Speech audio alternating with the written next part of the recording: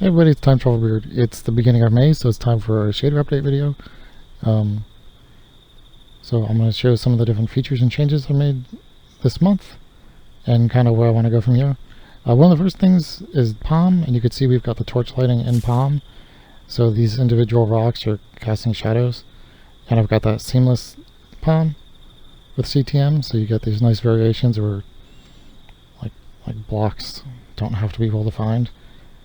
When there's a sodium update, I'll also have the 3D transitions working again on the newest versions. They will work on 1.19.2. I'll put a clip of that in right here.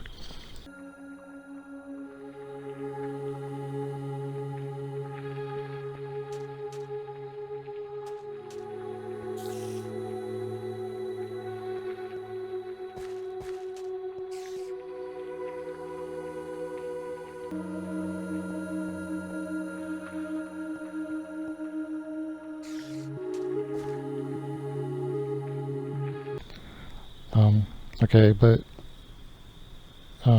so the POM works, and it's got all the connected textures and all that. I just really like having shadows in that. Like you can see, like that big rock casts more shadow. Like it really gives you that 3D feel. So even flopping hands, you can see those little shadows move around. One of the other things that the torchlight does in caves is it shows PBR. The best place to show it. I'll show it somewhere else. I also updated the skies to have 16-bit color now, so there's a lot less banding. And we're about to have a sunrise here. And right here I'm running everything on pretty high resolution, and I've just got my frame rate capped just to kind of make it through this thing without heating up my GPU. I'll do performance tests later. We also added the auto exposure, which I think could be really pretty, and it kind of enhances the redness on the sunrises. Another thing with the POM I added is the option for accurate shadows. We can see that as the shadow here hits the sand, it kind of goes up and down because it's hitting at different points. That's just how it works. But for now, it's optional because I've got to add the screen space shadows in better and do some stuff better about it. Otherwise, you see like the legs kind of don't show up. If I turn it off,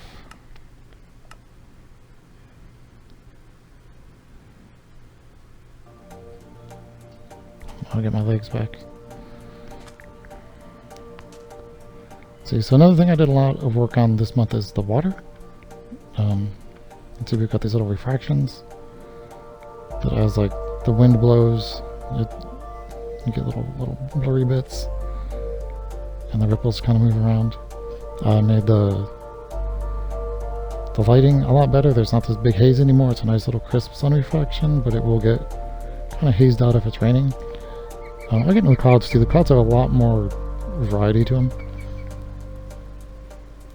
The water still has some banding issues. If I get high up, you'll see it. And especially if I get into distant horizons. I'm still working on that. That's been something haunting me all month. I'm not happy about it. Part of it is because there's extra complexity with what I'm trying to do, where I've got like the algae and stuff here, and you can see it from outside the water. And when you're underwater, you can see the clouds and everything that are out. Looks like I've got a bit of a bug on the here to deal with. But doing it how I'm doing it just requires more complexity. And it'll make it so that like when I get to that point, like you'll be able to have glass underwater and stuff without the usual glitches Minecraft gives with it. I'm just trying to kind of like do more to it. But the water, it's got the variation of algae, which I feel adds a lot. But of course it's an option that can be turned off. And it also does like the oil patches and stuff underground. But again, it has banding that is especially apparent in the algae on the surface of the water. But in general, I've gotten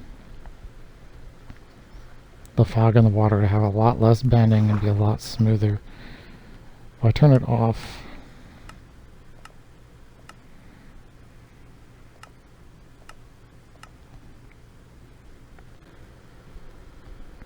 you see water, which looked good before I did other stuff.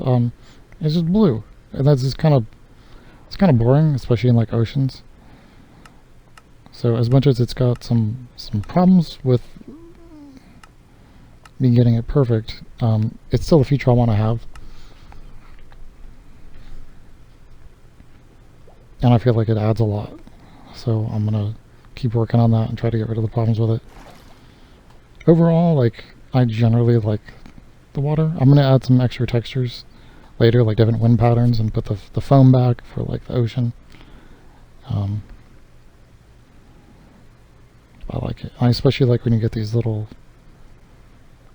gusts. You see it kind of blurs the water because of the refraction. I just really like that. And in general, I feel like it's got a good feel in most cases. Another thing that I just recently added was the auto exposure and tone mapping.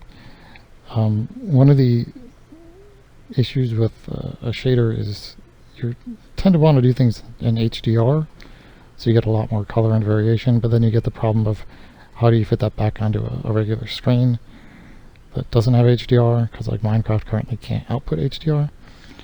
And so you've got to kind of figure out how to squeeze the values back in. If we don't do auto exposure, we get just kind of a flat color.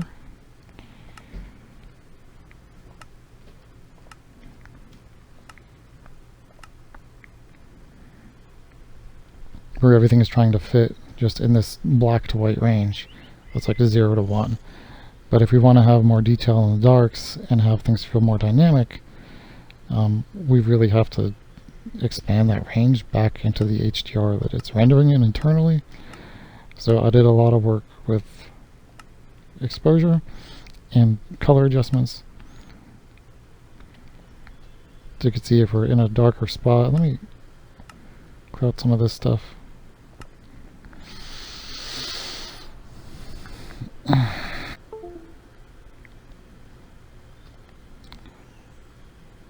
If we're in a place that's darker, we still want to have detail and light. So of course you've got like torchlight and everything, and again the torchlight really shows texture, like you see on the ground there you get all the little normal maps, really get good texture, so it gives a good 3D feel to things that I don't think most shaders have with torchlight. Then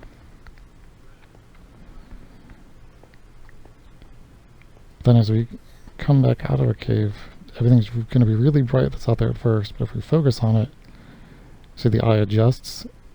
So by doing that, we get this much more dynamic range that lets us just have like really bright brights and really dark darks and that feeling of brightness. And you could change everything about it, but by default it mainly focuses on exactly where you're looking, but then it also has some stuff in the corner of your eye so that it tries to adjust as well as it can. And it adds a lot of beauty, I think, in a lot of cases. Another thing I did a lot of work on is I'm trying to redo all the clouds. There's a lot more variation in them, and I've been breaking them as I kind of work on them. But you can see we've got the cloud shadows working again. I'm trying to get daily weather that it changes every day and gives us different patterns. And there's also options to change like how patchy they are. So some days we'll get just fog, some days we get these medium low clouds, and then there's like the higher clouds and then like higher clouds, and they have changes in how many layers they have, like if they show up, their shapes, not only by biome, but like I said, I'm working on it per day.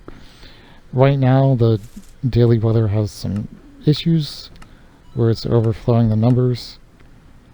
So if I turn it on here,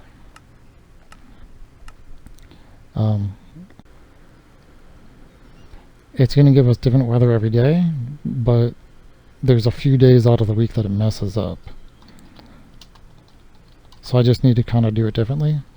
But it's defaulted off and in the testing menu because I've got to work on it.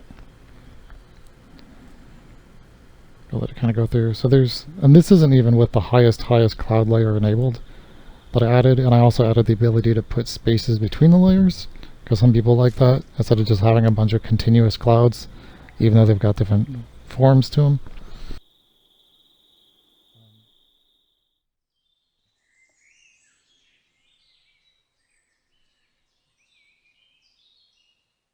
I don't know what you're saying.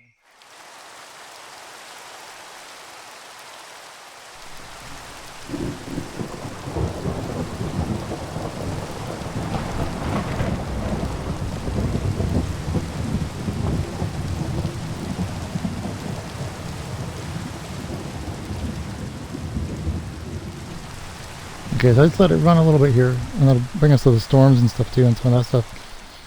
I wasn't looking at the screen, so I might have missed if it did some really bad glitches, but with the daily weather, it's trying to switch up the clouds and where they go. Here's one of the glitches you could see. It's just really sparse clouds on one of the days that kind of don't keep a good shape.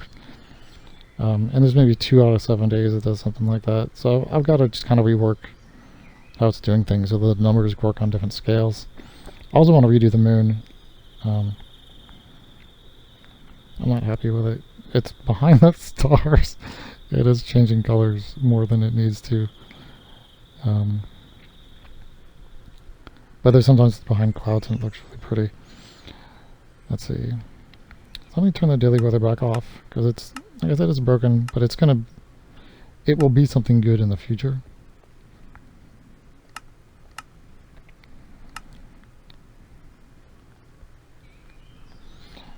Let's put the time back to regular. So another thing I did this month is the storms. I'll show that since we got into that. I love cloud shadows. I feel like they add so much. Before I show the storms, let me show you something I was just playing around with. Because with the auto exposure stuff, sometimes the leaves get kind of blown out. Here it doesn't look too bad, but yeah, it kind of does. Like, it kind of super green when you get like really bright sunlight. So with the auto exposure, I put a lot of color adjustment stuff that I need to give its own menus and work it out better. We could use stuff like just saturation. So like if you put it really far, you'll get like black and white, you know, but you can do mild adjustments. And there's also brightness, contrast. And I'll put a fun variant of contrast, which is a brightness contrast. Because contrast usually blows out colors. So what this does is you can just choose to make the contrast be on the brightness itself and then control the saturation differently. If you put it in the middle, like its center, it's going to push things towards white and black. If you put its center towards the bottom, it's going to push more things towards white and just keep the darkest things as black. And you can kind of combine all this stuff to maybe get some weird look if you're trying to do like a weird screenshot or something. But it's just more control over stuff. And the saturation, at least, could probably be useful. I want to eventually change the way the saturation works in the exposure a little bit. So like I said, it gets a little overly saturated on the greens right now. Another alternative I'm thinking about, I'm not sure about, is changing the default sun lighting. If I make it just have less green and blue, it ends up with a little bit more red tint, which really kind of does the clouds like this, and I'm not sure if I like that. There's already an effect like that when you're in the super hot biomes, so I think I wouldn't want to do this by default. But if we could actually see the sun, like there's too much haze and clouds in front of it, it gets like a nice little red halo around it too. I'm going to put that back. And we'll look at the storms.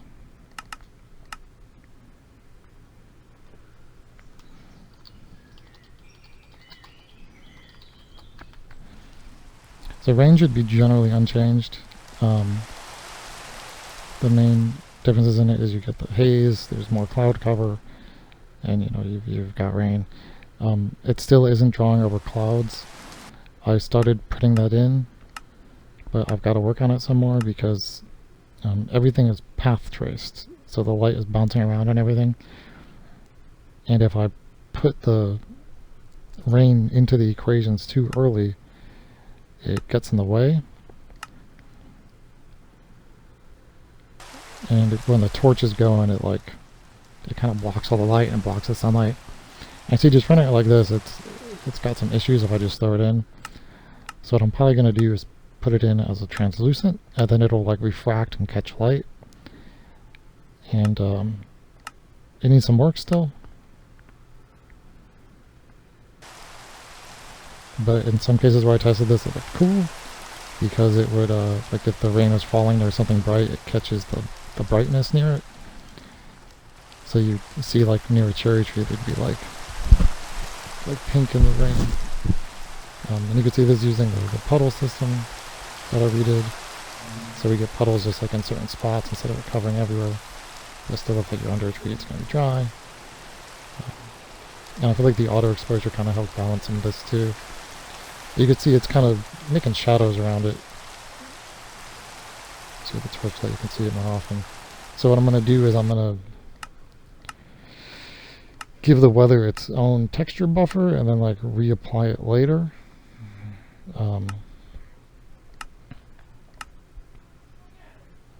So that it's still involved in the lighting, but not until like the very end, so that the light has a chance to kind of move around it and through it without having to do like super high definition stuff that's going to lag the game out.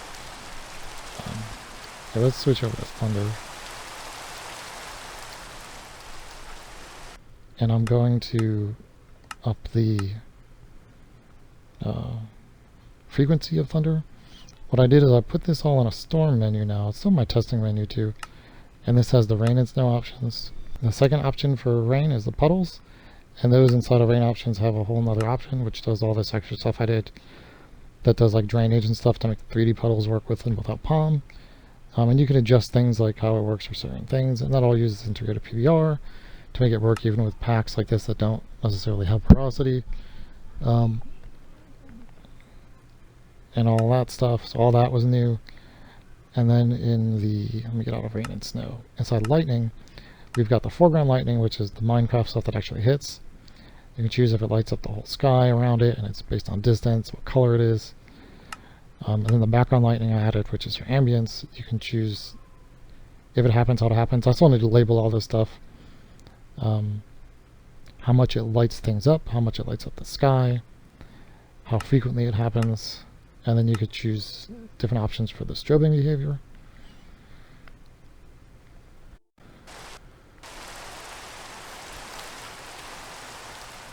And it's really hazy when it's thundering, so it's kind of hard to see. But let me switch to nighttime.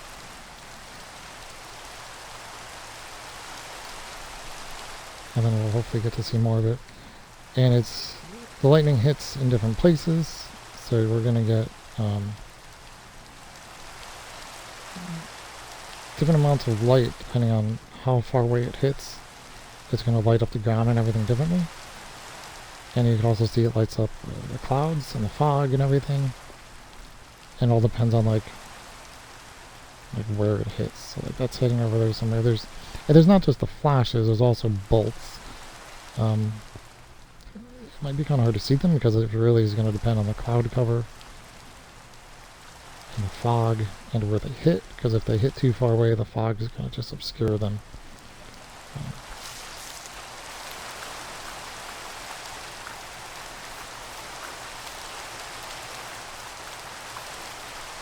And if we wanted to, since I added extra bit depth to the sky, and we have auto exposure, we can also make the moon. We can also make the moon a lot darker now to get much more dynamic nights. And you can see that the clouds really kind of light up. I think that's a really good feel. And with the torch too, here we go. The best of everything. Just for like a really good feel. And let's see some more of the bolts. It really kind of depends on what's going on. I tried to add enough variation so that things would like stay fresh and be good. But because of that, showcasing stuff can be kind of hard because it's not always going to happen. You know what I mean? Stuff's different. I do tend to have it kind of clumped right now into two opposite sides of the screen. So if it's striking over there we go. It's going to keep striking kind of in that area. And then also on the other side, you see like it changes a little bit.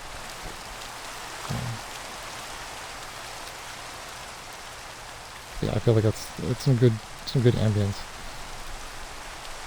Another thing the auto exposure does is it makes the skylight really, really saturated in the sunrise because the eye adjusts to red slower than it does to like green and blue. So the skylight lighting and that twilight is really powerful for a moment. But I think this is going to make some really good gameplay scenarios, having the lightning like this. And then also if we're in the daytime, we're going to get those dynamic thunder shadows from the clouds. That look really cool. I'll show those in a minute. Another thing I'm trying to work on with the shadows, I know we've talked about the screen space shadows, is I'm trying to extend out the shadow distance to get better God rays for the sunrise and everything, and I don't have those working perfect yet. I'll probably get those in the next week or so. I want to do the screen space shadows and deeper shadows so that we won't get this kind of bleed in places like this, but the rays will be better. And this is when it's so hazy like this, so you get this massive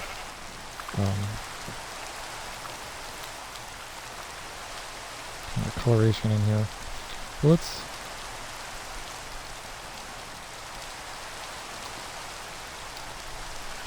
do a little bit more of the day. Okay, so here it looks like we're in like a really thick cloud shadow. So as much as the cloud is lit up, we're in a shadow, and you get this really nice dark stuff. And I made the rainbows a lot less often too, like they're a little bit harder to get. So it's kind of cool that we got one with like the lightning stuff in the background. We've got the deep dark thunderstorm shadow here. Okay, that's kind of cool.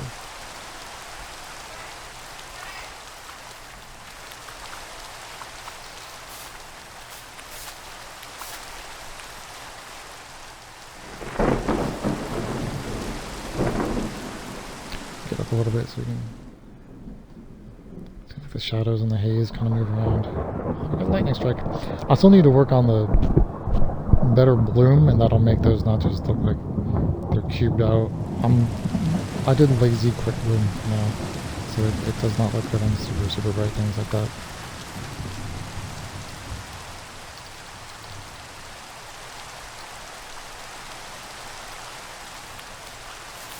Let's clear out the weather.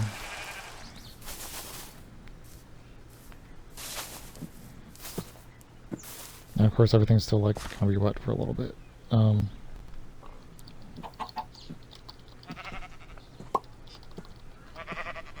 Like I was saying with the sunrise, it knows if we had clouds. I don't want to have all the thunder clouds.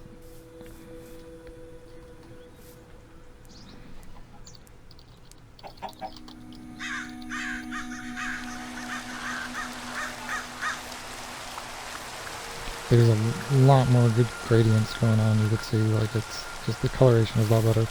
And with the auto exposure, you could see like if I look away from it and the eyes adjust, when you first look over here, it's like blinding. But then you get like really kind of focus in. And just look at all that just nice color variation. Like I just really like that. I think it's really cool. And it's starting to come together.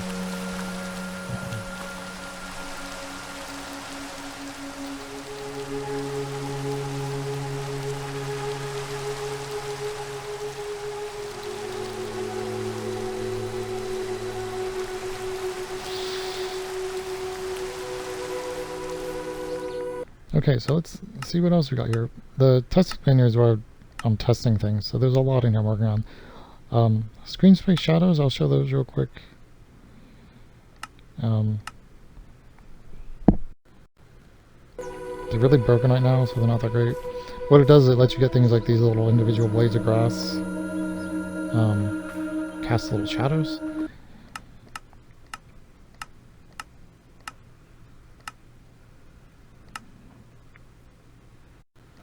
If I turn it off, they're not really that visible.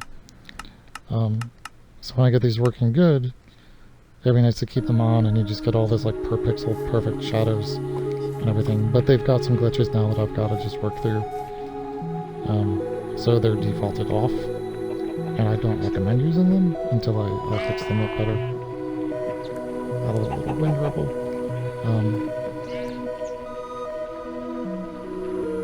And I'm gonna do more shadows out in the distant horizons.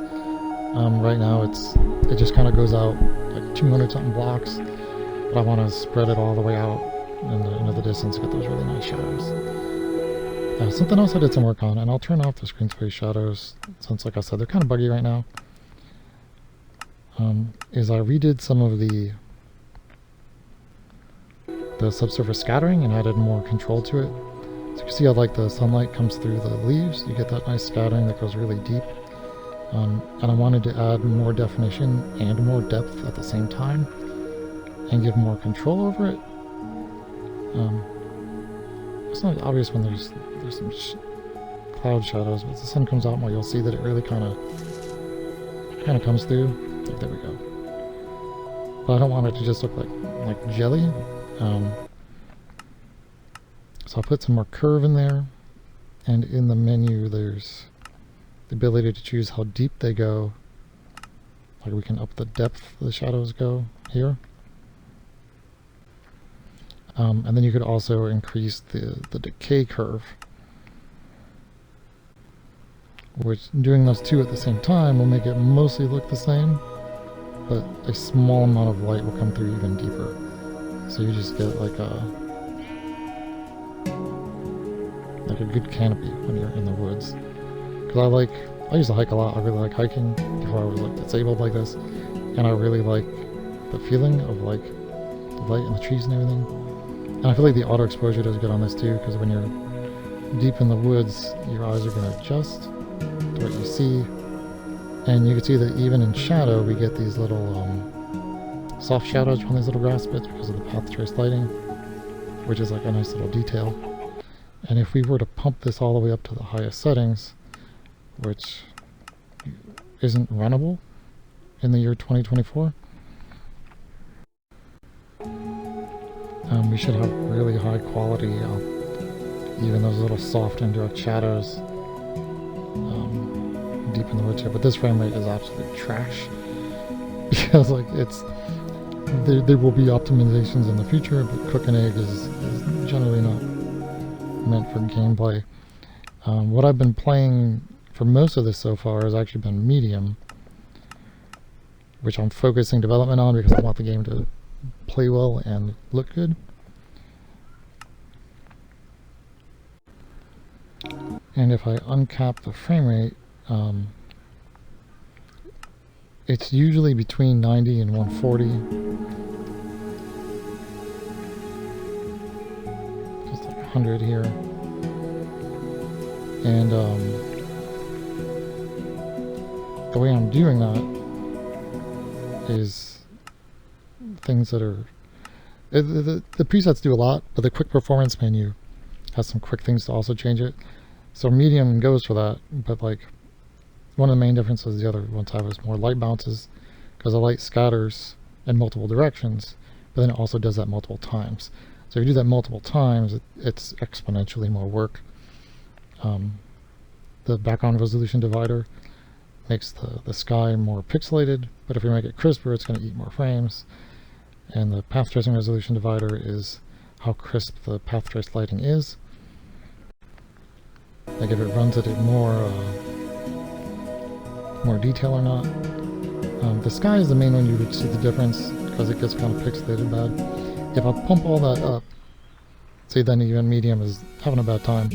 Like those are the main differences. The other differences it does is it increases the amount of rays that are bouncing around everywhere. But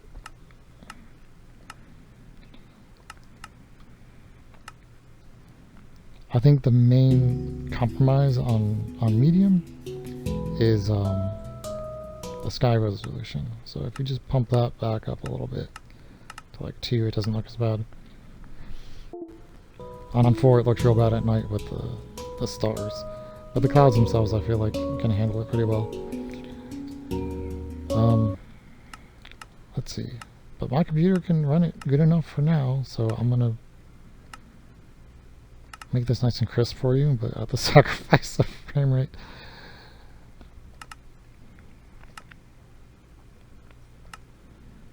Okay, so what else are we working on? A bunch of shadow stuff I'm working on, which will be in the future. Like that such as isn't good right now. And there will be control over the shadow stuff. Exposure I went over, that's going to have a whole color grading menu. I'm not sure if the cartoon stuff was something I did this month or not, but I'll move that into this menu. Since it's a style choice, it's in the style menu.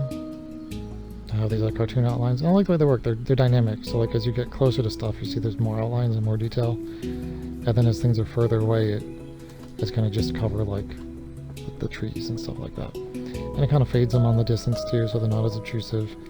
It lets fog be in front of them a little bit. And it also does some color work with a lot of little subtleties actually, with the way like the bounce lighting and the sky lighting and everything behaves to kind of make some of it cell shaded and some of it still be smoothly shaded. So we get like just a nice feel. But that's in there.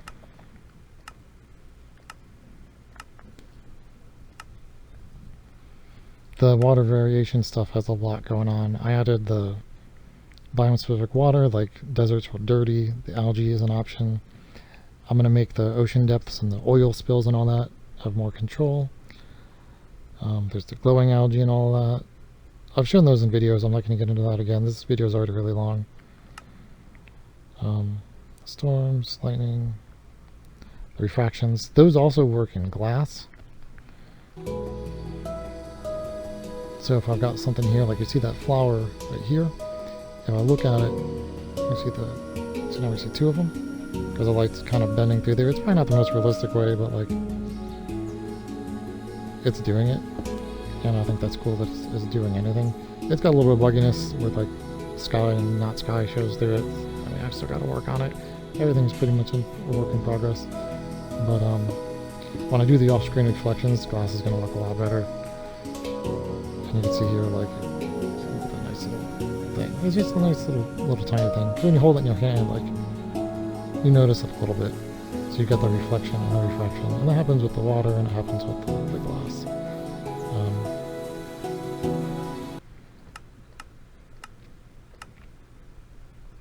I also cleaned up the water menu a lot, so things are kind of less overwhelming. In the sky menu, I added new sky layers. So you can choose in height how much fog, how many lower clouds, how much space between that and the medium clouds, how many medium clouds, how much space in the upper atmosphere, and then how many clouds above that, how much ozone. These are off by default because I don't really like them, and if you run at a low resolution, they get kind of really noisy. But you can add space so that it's not just like these clouds and then those clouds, but like have space in between it. It looks like I need to add noise to the distant horizons chunks now that I've changed the lighting code, because that stuff looks too reflective. So I'll do that too. The lighting code changes I made fixed a lot of light leaking of skylight in places where it was not being included properly. And I've just been going through doing a lot of fixes.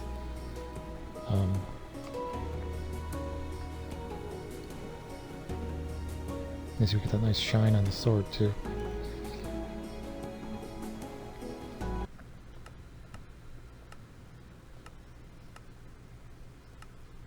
To run everything like super crisp and pretty. I think one's a bit much for that, but we'll try it.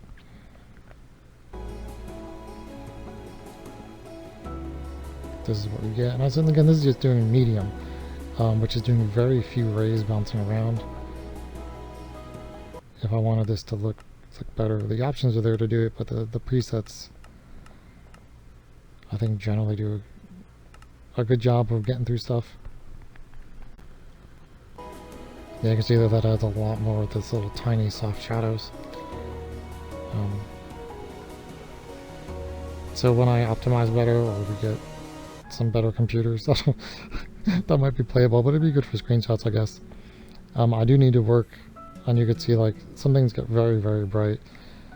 I think I've got an imbalance in the specular lighting, but I think the auto exposure, being able to adjust to where you'd look, really ought to feel. Like I said, it adds nice dynamics. Like you can still have stuff be bright, and then as you approach it, like your eye adjusts. But yeah, you see there's still problems. The little bouncy thing is something I'm also working on.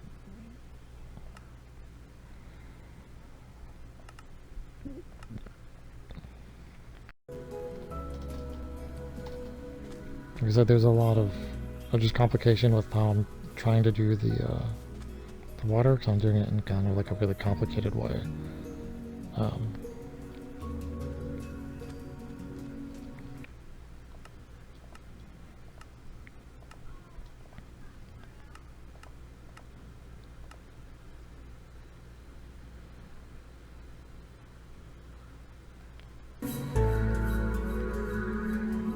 Alright, so that's the shader for May, where we're starting off. I'm still trying to work on it and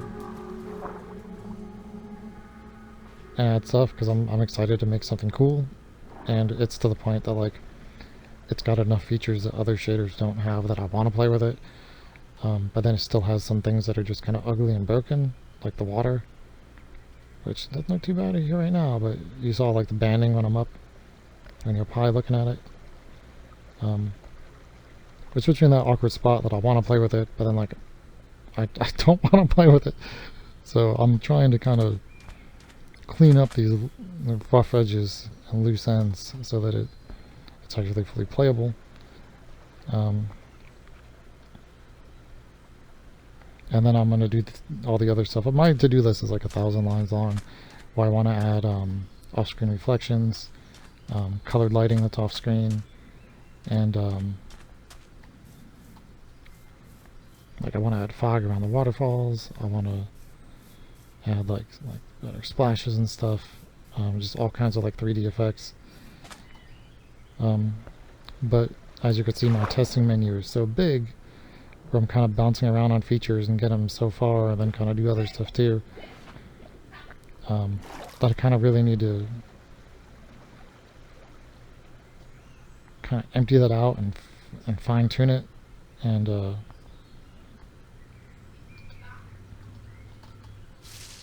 get just like the standard set of features complete and playable, so that it doesn't just feel like a broken tech demo, but actually is like a competent shader.